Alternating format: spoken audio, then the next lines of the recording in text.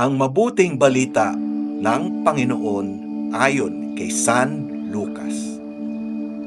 Noong panahong iyon, samantalang dumaragsa ang mga tao, sinabi ni Jesus, "Napakasama ng lahing ito.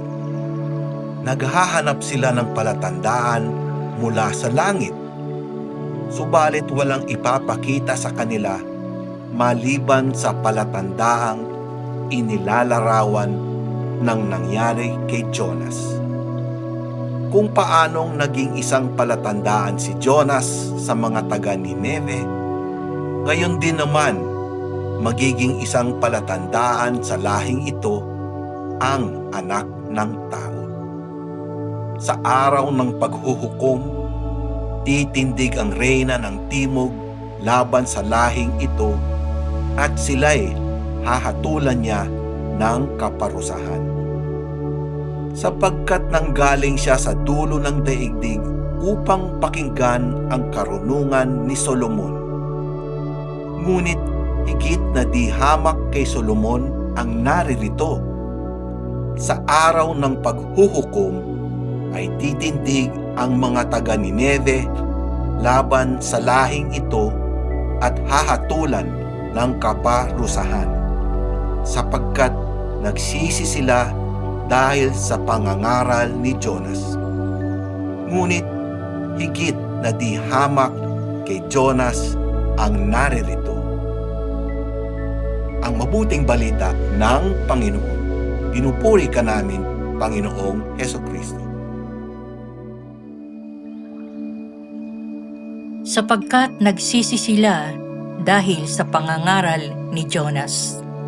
Kung gagamitin natin ang ating imahinasyon, malamang may ilan sa atin na maiisip na naiinis o nayayamot ang Panginoon sa ating ebanghelyo ngayon.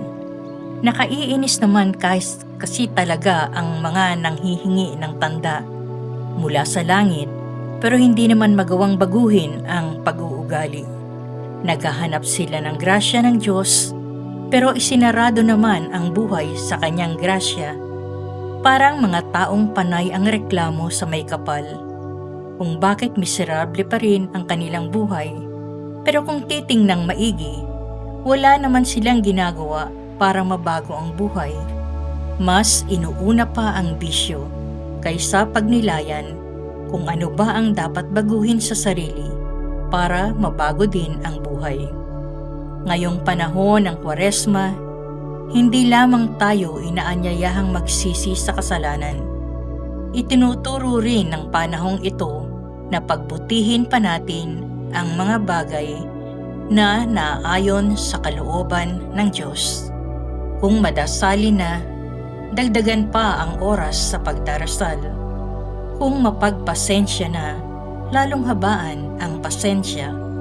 Kung mapagmahal na, laliman pa ang pagmamahal. Huwag tayong maging kampante sa kung ano ang mayroon na tayo. Ano ang mga katangian mo ang maaari mo pang pag-ibayuhin? Pagsikapan mo ring makamit ang magandang katangian o ugali na wala pa sa iyo.